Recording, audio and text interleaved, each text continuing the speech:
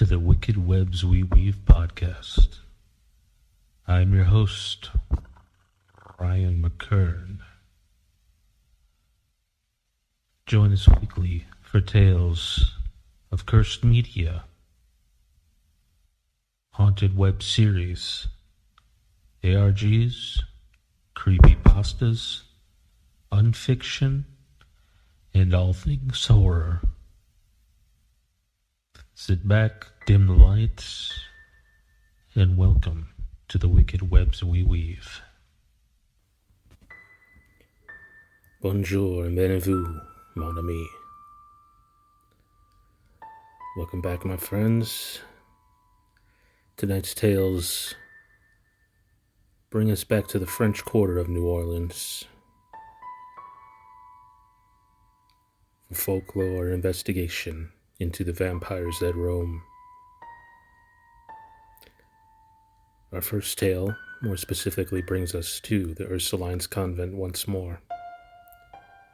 For La Fille la Casket, women with suitcases, as it translates. They arrived in the New World with a trunk, or cassette, containing their belongings.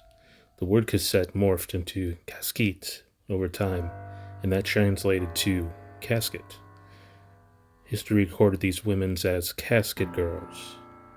The Filles et les Cassettes were some of the original mothers of New Orleans. Here's their story. Caskets conjure up images quite different from a suitcase of dresses and petticoats these women were known to carry on long voyage to New Orleans. These suitcases were relatively small so that the women could carry them without assistance. Many of the photos of original cassettes stretched this concept literally so that the suitcases appeared to be large enough to carry a body. By the time the storytellers told the tale of these women, their suitcases took on a new perspective. Why did young women bring caskets to the New World? Did their luggage contain more than petticoats? Paranormal fiction writers love old New Orleans. The city's mix of Catholicism and voodoo set in a location influenced by African, French, Spanish, British, and Asian is nirvana for writers. It's natural for writers to run with this and tell the tales of vampires. Most of the vampire-themed stories center on the Filles' focus on two things: the caskets and the convent. Perhaps one of the most interesting legends relating to vampires are the stories about the third floor of the 1751 convent building. The legend is that the third floor was sealed off, the windows were permanently shuttered, while some stories say those shutters were nailed down with nails blessed by a pope. Pope John Paul II was the first pontiff to visit New Orleans in 1987. One might assume these nails were brought to Rome for blessing, then shipped across the Atlantic. In spite of the holes in the stories, many are still fun to read. Don't pass up the opportunity to visit the old Ursuline Convent.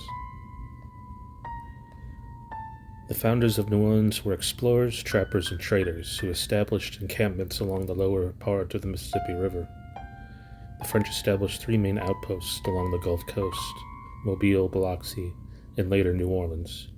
Because the early explorers were mostly male, Catholic priests in the region became concerned that, without wives, the future of Christian evangelism in the French territory was at risk. They turned to bishops and mayors of French port cities, who gladly agreed to empty their jails and brothels. This was essentially transportation of undesirables. These women did not make good domestic partners for the colonial men.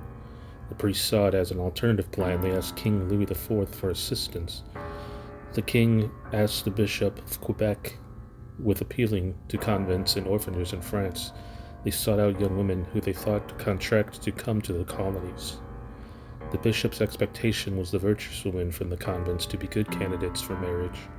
The casket girls were contracted to be wives of men in the colonies.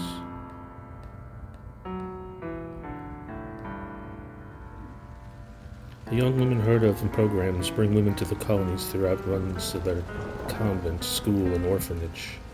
Nuns wanted to reduce the number of girls in their care. The women contracted with men to arrange their trips. They traveled from their homes, port cities in France, and such as Le Havre, Mont-Saint-Liard. They took ship for America. The women sometimes found themselves waiting for months for the next ship. This continued into the French outpost in the 1720s, which the capital of Louisiana at the time was Biloxi. Most of the Casket girls didn't see much of their spouses. French women used to working in convents and orphanages now took charge of households.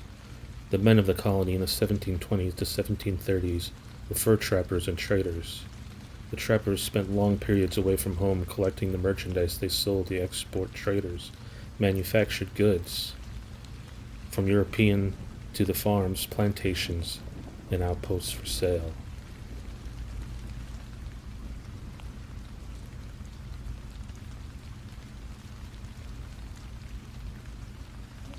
Later, with the school immediately founding in the arrival of 1727, the first convent in 1734, the building was replaced by the existing convent in 1751, the old Ursuline Convent, the oldest building in the Mississippi Valley, which still stands today. If you would like further information on the convent, please refer to my episode I did regarding the Saint Vampire Germain, and talks about the convent more in detail.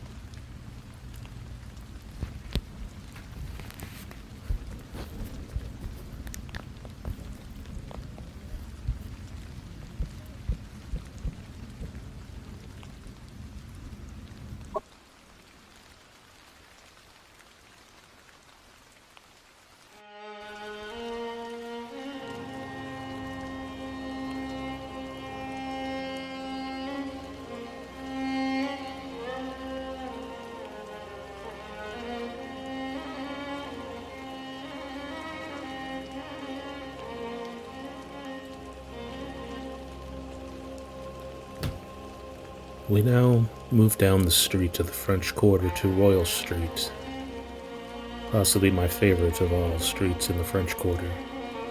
From its alluring antique shops, boutiques, French cafes, oyster bars, and gift shops allure. We now move from the vampires of the convent and Ursulines to the story of the Carter brothers, legends and vampires in their own right. The year was 1932. A young girl stormed down Royal Street, visibly panicked, her stride broken only by the diligent interception of a police officer.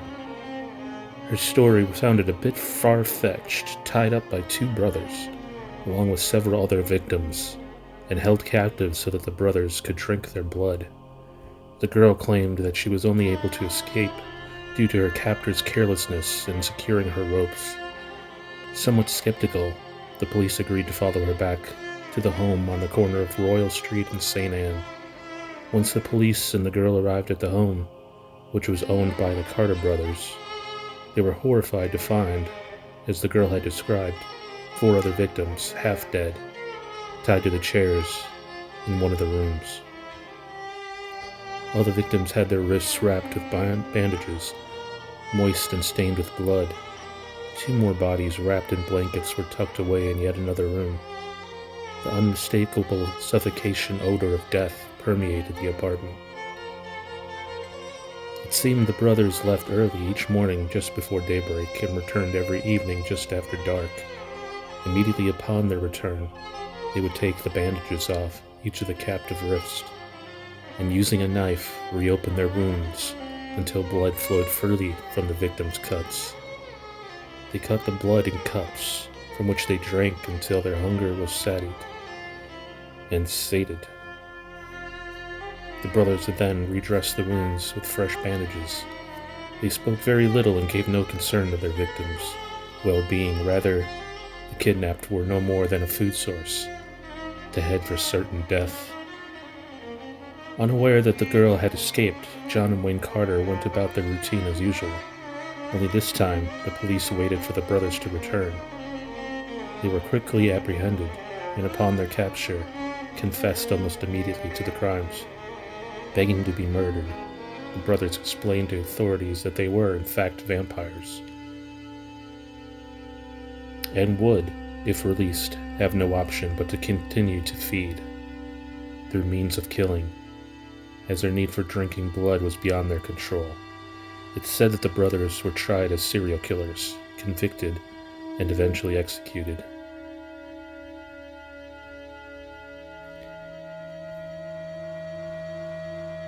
During the early 1900s and roaring 20s, the city of New Orleans was bustling and booming. Perhaps this set the stage for such a crime to be commenced. The busiest port in the country brought flourishing businesses, plenty of jobs. In fact, the city was coined the Big Easy, because at the time work in New Orleans was so easy to find.